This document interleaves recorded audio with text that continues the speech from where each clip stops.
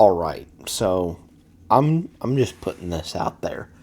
If your town has all sorts of like ash stuff falling from the sky, as well as like like morphs when there's a whole bunch of storm sirens going off and all this crazy stuff happens, you need to leave immediately. Like, you need to get as far away from that town as humanly possible. Go to the other side of the planet, complete 180 degrees the other direction, and just go anywhere but there. Because I wouldn't want to live in that town. No chance would I want to live in that town. But apparently some people do go back. So let's talk about that, shall we? What's up, guys? It's Daniel Strong from QuickTime Reaction. And yes, very busy weekend this weekend. Not only for movie reviews, but I'm in direct path of a massive snowstorm that is going to be coming our way. So kind of had to hustle home a little bit, which is why I'm recording it not in my car. But I do want to talk about some movies that I did see tonight. First up being Return to Silent Hill. This is the third film in the Silent Hill movie sphere. But of course it is based off of the Silent Hill video games. This was directed by Christoph Gans, and was also written by him, as well as Sandra Voan. I hope I'm saying that last name correctly, and Will Schneider. They helped co-write with Gans on this script. And the movie also stars Jeremy Irvin, and Hannah Emily Anderson as our two main leads, James and Mary. And Mary is actually relatively close to where James is actually heading. But this is, of course, in a flashback. But James heads back to the town in which he and Mary spent the most time, Silent Hill. But it's changed quite a bit since he last was there.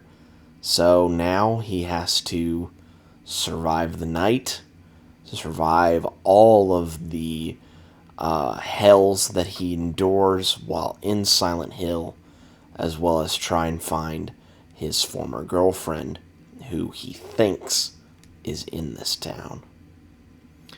So the movie is based loosely off of what happens in Silent Hill 2. Just for context, I have not played any of the Silent Hill video games. And I will tell you the reason as to why. Movies, I am somewhat tolerated to horror movies, but for horror video games, I have steered away from that completely. And plus, horror video games are not something that I find interest in. Other than me playing the FNAF games on my Kindle when I was younger, I've not played any horror video games ever. So this is me seeing this world and this kind of concept with fresh eyes, essentially. The two things that I knew about Silent Hill were the ash, obviously, and the town covered in ash, And then I think this is the correct term, Pyramid Head, the dude with the big pyramid on his head, big sword, that character from Silent Hill, because I've seen that cosplayed so many times on the internet. So I kind of just knew that from osmosis. But this world is absolutely insane. I'm not going to get into it because there's just a whole lot of spoilers in this movie, but there are twists and turns to this. As again, someone who has not played the game, these were very, very shocking. And learning the story piece by piece, it was absolutely incredible. And again, really, really shocking. And it was such a treat to kind of be taken on this ride throughout the whole thing. While the movie itself looks gorgeous, it looks gorgeous and yet off kilter at the exact same time. I see this as kind of a new wave Saw, if Saw had cranked up its colors a little bit more. Like, colors in this are very bold and very striking, with the added bonus of the camera movements. There are POV shots, there are Dutch angles, there are long takes, there's just everything in here that, for me as a moviegoer, that's the kind of stuff that I like, is just being experimental, see what works and what doesn't work. And, sometimes if it doesn't work, hey, maybe somebody will like it. Who knows? The performances in this are really, really good. Jeremy Irvin was really good as James, and Hannah Emily Anderson was really, really good as Mary. And she actually plays a few characters in the movie, which I thought she did a really good job with those characters as well.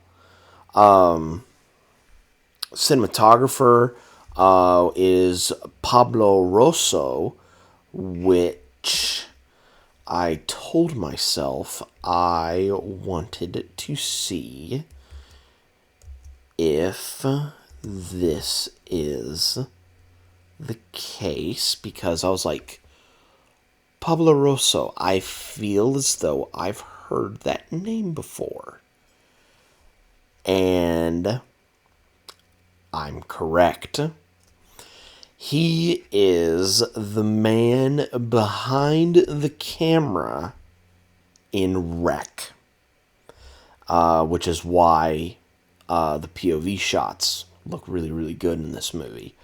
And just cinematography in general is really, really good in this movie. It's because he had experience being in a chaotic situation with Wreck. And just the way that he shoots everything in this is really, really good. Really puts you in like an off-kilter sort of way. Akira Yamako, or Yamauka, Yamauka, I think that's how you pronounce it. And again, I probably might have butchered that horribly. Who knows? But he was the one to do the soundtrack for the movie. But he does have experience in this world. He did the soundtrack for the games. Konami, who's the studio that did the games, helped with the production of this one. And Yamauka, I thought, did a really good job with the score. Especially the one that was in the trailers, like with the organ playing. That's only in the credits, which made me sad, but like the rest of the music that's in the movie is really, really good. And it's strikes the right amount of tension at the right moments, and yet a sense of dread in others, sometimes whimsy in other parts, and it's just a really, really good score overall. But yeah, this is a fun movie. As someone, again, who hasn't played Silent Hill, doesn't understand a lick about the lore, this was a really, really fun time. Lots of good jump scares in this as well. There were a couple that made, the hairs stand up on my arm. Good performances from the cast. Really good writing, really good direction from both director and cinematographer. Really good score, and it was just a fun watch. If you are a fan of the games, I highly recommend that you check this out because this was a pretty good time. But those are just my thoughts. What are your guys' thoughts on this movie? Let me know down in the comments below. But I do believe that is going to be it for me on this one, guys. Be safe out there. And again, I must reiterate, if you see your town, have ash falling from the sky, and all this horrible stuff happens, and there's like these weird creatures that, come out at night and stuff like that, you immediately get out of town. You just get out of town. Don't live there anymore. You get out of town. That's what you need to do. And I will catch you guys next time.